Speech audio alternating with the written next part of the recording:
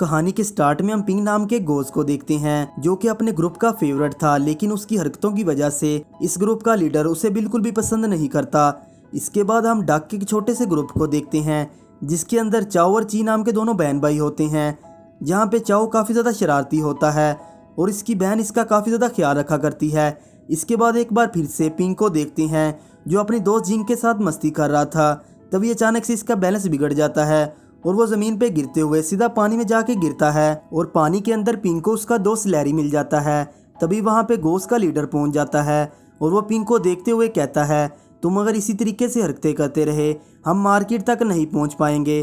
तब पिंग उनसे कहता है, मुझे इस चीज़ की टेंशन भी नहीं है, मैं आप लोगों से पहले वहाँ पे पहुँच जाऊँगा। जिस वजह से वो अपने ग्रुप से अलग हो जाता है और उसके ग्रुप के सारे मेंबर वहाँ पे जाने लगते हैं। इसके बाद हम ची और चाओ को देखते हैं जो एक बिल्ले से जान बचाने के लिए एक पाइप के अंदर छुपे हुए थे और वो दोनों भाई बहन डिसाइड करते हैं जब यहाँ पे रात को अंधेरा होगा ये दोनों भाई बहन आराम से यहाँ से निकल जाएंगे। वहीं दूसरी तरफ हम पिंग को भी देख पाते हैं जो डिसाइड करता है वो कल से अपना सफ़र शुरू करेगा। रात में ची और चाओ यहाँ से निकलने की कोशिश करते हैं लेकिन अचानक से वो बिल्ला इन्हें पकड़ लेता है, लेकिन किसी तरीके से वहाँ पे पिंग भी पहुँच जाता है जो उस बिल्ले से फाइट करके उसे पानी में फेंक देता है, जिसे देखने के बाद ये दोनों भाई बहन बहुत ज़्यादा खुश हो जाते हैं। इसके बाद अगली सुबह पिंग जब सो के उठता है वो अपने पास इन दोनों भाई बहनों को सोता हुआ देखता है, लेकिन अभी तक चाओ ने अपनी मोम को नहीं देखा था। वो पिंग को ही अपनी मोम समझने लगता है।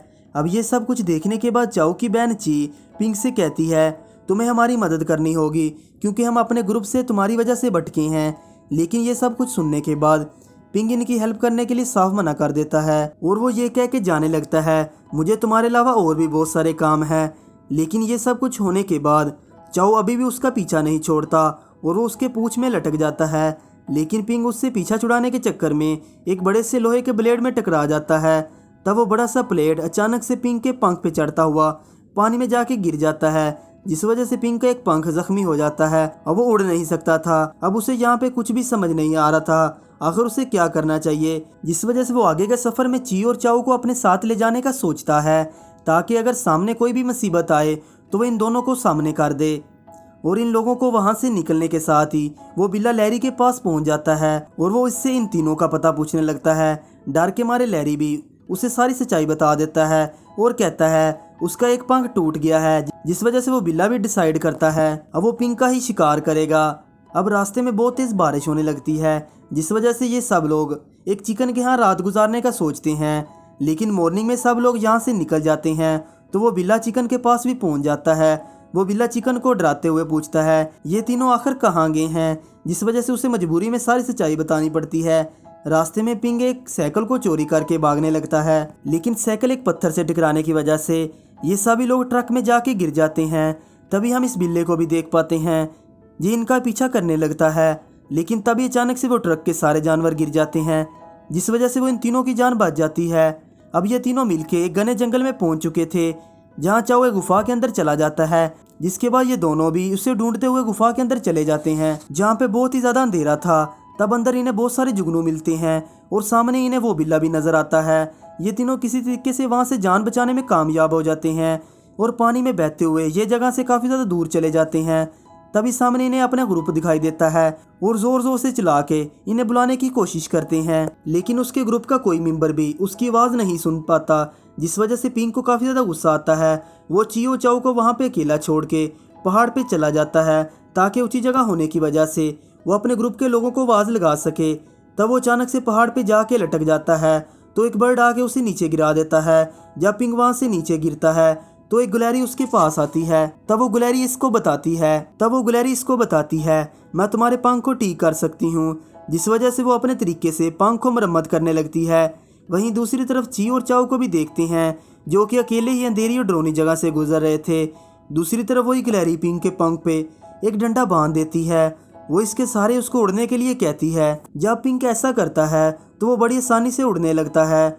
ये देखने के बाद वो बहुत ज़्यादा खुश हो जाता है, लेकिन वहाँ से कुछ दूर आगे जाने के बाद उसे ची और चाओ की याद आने लगती है, जिस वजह से इन्हें ढूंढने लगता है। वहीं दूसरी तरफ हम ची और चाओ को भी देख पाते हैं जिन्हें अपना ग्रुप मिल गया था और अपने ग्रुप के साथ चल चल के ये लोग शहर तक पहुँच गए थे।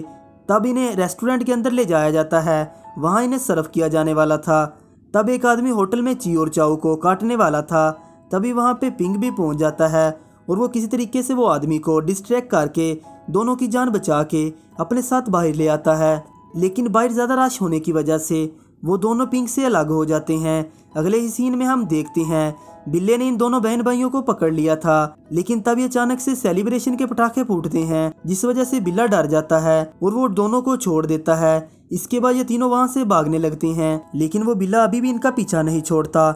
लेकिन वो किसी तरीके से पिंग को पकड़ के पानी में गिर जाता है, जहाँ पे पिंग किसी तरीके से अपनी जान बचा के तो ऊपर तो आ जाता है, लेकिन वो बिल्ला भी बाहर निकल जाता है। अब वो वहाँ पे पिंग को मारने ही वाला था, तब वहाँ ची और चाओ बिल्ले के पीछे पटाखे लगा देते हैं, लेकिन यहाँ पे आखिरकार इस बिल्ले से इन्हें छुटकारा मिल ही जाता है। इसके बाद ये सभी लोग वहाँ से आगे बढ़ने लगते हैं और हम ये भी देखते हैं अब सर्दी आ चुकी है, लेकिन यहाँ पे पिंग को हिम्मत पूरी तरह टूट चुकी थी। लेकिन ची और चाओ अभी भी हार नहीं मानते और वो दोनों बड़ी मुश्किल से इसको लेके उड़ने लगते हैं, लेकिन उसका वजन ज़्यादा होने की वजह से ये दोनों भाई बहन भी नीचे गिरने लगते हैं। तब वहाँ पे पिंग अपने साथियों को आवाज लगाने के लिए कोशिश करता है। अगले सीन में हम देखते हैं जिंग पिंग को उठा के अपने साथ ले जा रही थी, ची और चाऊ को भी अपने साथ लेके जा रहे थे। इसके बाद जब पिंग को होश आता है वो जिंग से माफ़ी मांगता है और जिंग भी उसे माफ़ कर देती है क्योंकि इसने भी उसे बहुत ज़्यादा मिस किया। पिंग जहाँ पे ची और चाऊ को जिंग से मिलवाता है और सभी लोगों एक फैमिली की तरह खुशी खुशी रहने लगते हैं। ये मूवी यहाँ पे ख़त्म हो जाती है।